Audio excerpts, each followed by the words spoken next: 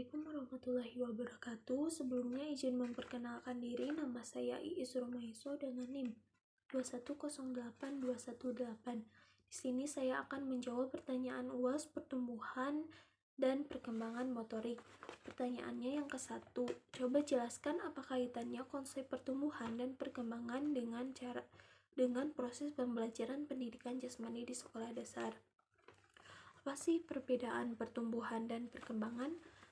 Pertumbuhan adalah peningkatan yang ada pada diri seseorang yang bersifat kuantitatif atau peningkatan dalam hal ukuran. Contohnya itu tinggi badan, berat badan. Sedangkan apa sih perkembangan? Perkembangan adalah proses perubahan kapasitas fungsional atau kemampuan kerja organ-organ tubuh ke arah yang lebih bisa dikendalikan atau sesuai kemampuan fungsinya masing-masing. Contohnya perkembangan itu semisal mula-mula bayi tidak bisa berjalan, kemudian bayi berjalan tertatih-tatih 2-3 langkah.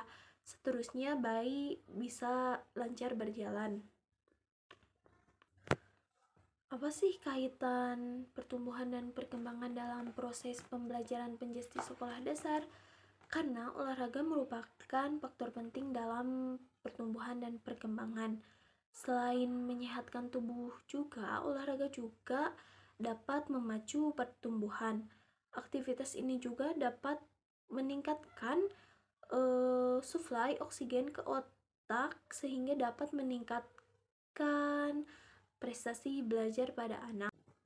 Yang kedua, coba jelaskan tentang perkembangan hidup sepanjang hayat.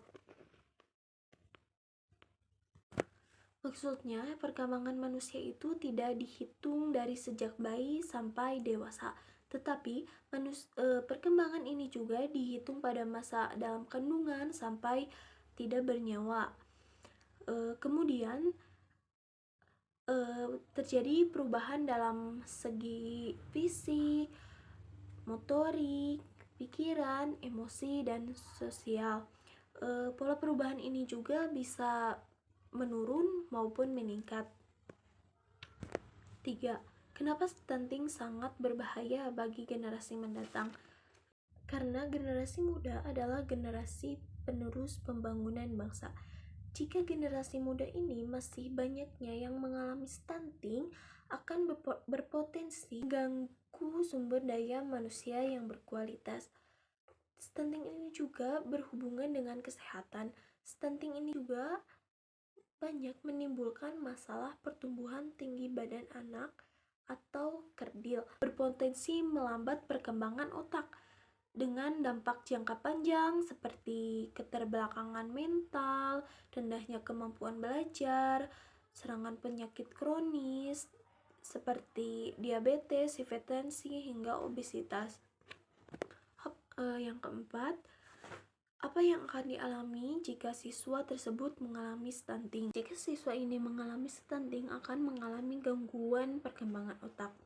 Pengaruhnya terlihat dari kemampuan kognitif si kecil, seperti sulitnya mengingat, sulitnya menyelesaikan masalah, dan tersedat dalam aktivitas yang melibatkan kegiatan mental atau otak.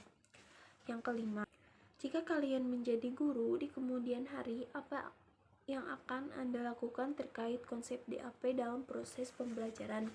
Saya dengan menggunakan metode menyenangkan dalam pembelajaran dan tidak menjadikan beban bagi si anak tersebut.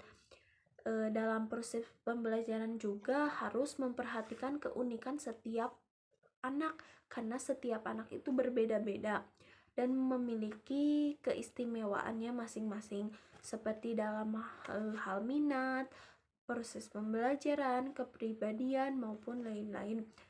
Dengan situasi menyenangkan juga, pengembangan keterampilan bahasa dan komunikasi melalui kegiatan berbincang, mendengarkan, dan bercakap-cakap. Selain itu juga pengalaman belajar siswa juga melalui situasi yang nyata. Sekian jawaban UAS yang saya paparkan. Mohon maaf bila ada kesalahan. Wassalamualaikum warahmatullahi wabarakatuh. Terima kasih.